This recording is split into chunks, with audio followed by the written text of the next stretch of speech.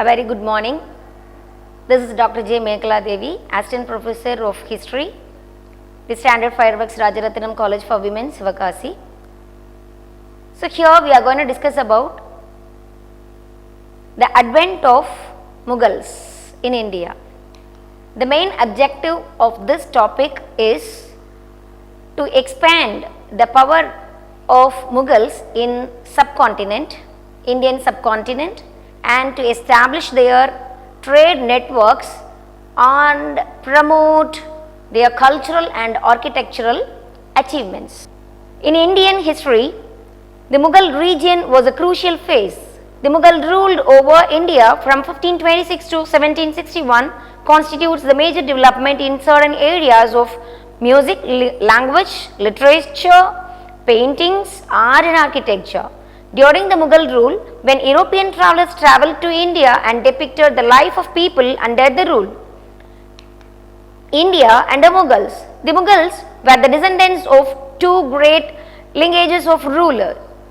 Mughal emperor lived fancy and lavishing lives, but in a few areas the ordinary people went through torture and suffering. It cannot be refused in terms of building some of the intricate and astonishing architecture, but on the other hand, many fights had been fought to take control over the Indian subcontinent.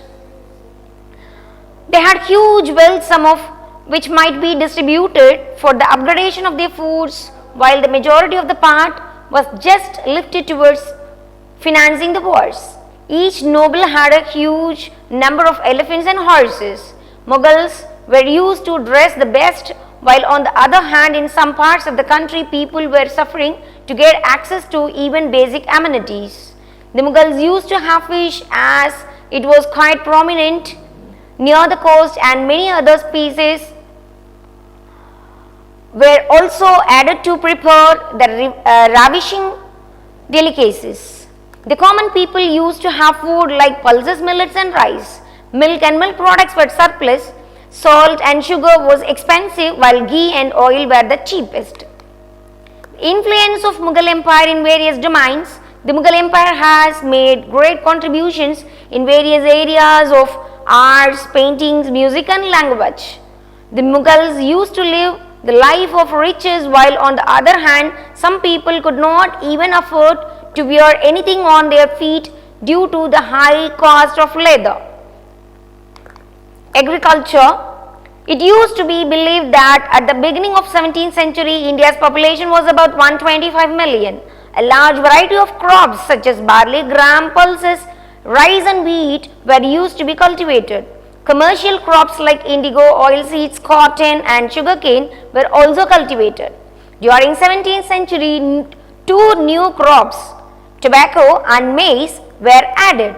No new agricultural technique was introduced during this period. India was able to export the food items like rice and sugar to their neighboring countries. Economic and social life. The economic and social life of the Mughals in India, as mentioned by many European travelers and traders who came to India, and their accounts contain a mine of information. Most of the accounts describe the wealth and prosperity of India and also the luxurious life of the nobles. There are many foreigners who give information about the poverty and sufferings of the ordinary people such as peasants and artisans. The growth of trade. The growth of trade during the Mughal period. The Indian trading class food items like rice and sugar were exported from India to the neighboring countries. Seth and Bora are long distance traders. Banik were the local traders. Banjaras were another class of traders who specialized in carrying bulk goods. They also moved along long distance with their goods on the back of oxen. Bulk goods were taken through rivers on boats. The Gujaratis merchants included the Hindus, Jains and Muslims. In Rajasthan, Oswal's, Maheshwaris and Agarwals came to be known as Marwaris. The most important trading communities in South India are Chettis, which are on the Coromandel coast, and the Muslim merchants of Malabar. Bengal exported sugar, rice, delicate muslin and silk.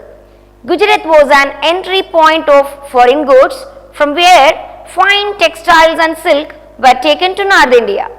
The major imports into India were certain metals such as tin, copper, warehouses and luxury items such as ivory. The import of gold and silver balanced the trade. In the 17th century, the growth of foreign trade resulted in the increased import of gold and silver. Art and architecture under the Mughals. During the Mughal Empire, some unique and prominent architecture including gardens, forts, tombs, etc. were built. The Mughals were fond of playing in gardens with running water. Some of the Mughal gardens which were built during the Mughal period.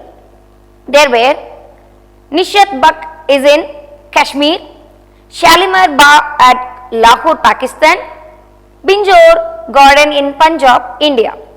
During the period of Sher Suri, the mausoleum at Sasaram in Bihar and Purana were built.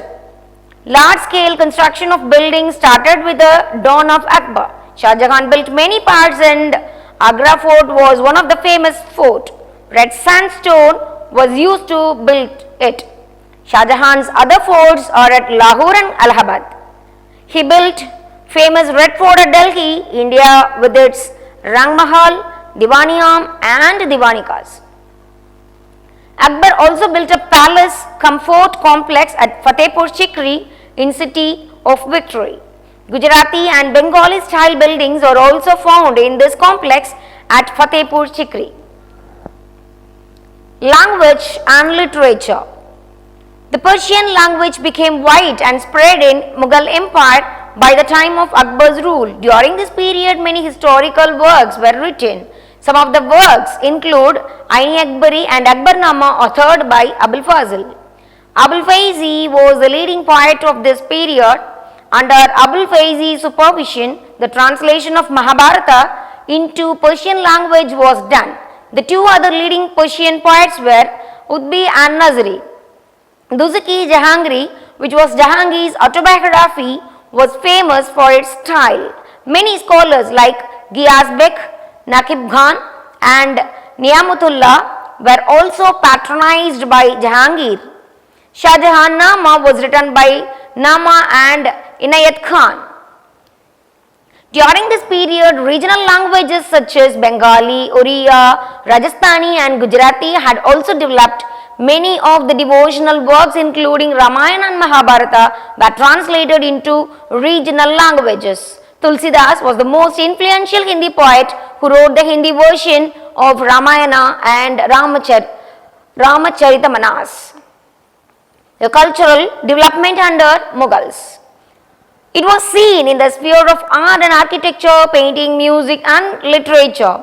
The Mughals brought the Turco-Iranian culture into India and the Indian tradition blended Turco-Iranian culture. Languages and surphrasing of Urdu played a vital role in the dimensions of cultural development. Painting and music. Many paintings were laid or founded by Humayun while he was staying in Persia. Humayun brought with him paintings named Mr. Syed Ali and Abdul Samad to India. Akbar commissioned the illustrations of several literary and religious texts. He invited a large number of painters from all over the country to his court. Hindus and Muslims joined in this work. Some of the artists like Baswan, Miskina and Daswant attained great positions in Akbar's court. Akbar established the art studio. Akbarnama as historical work remained the main theme of Mughal paintings.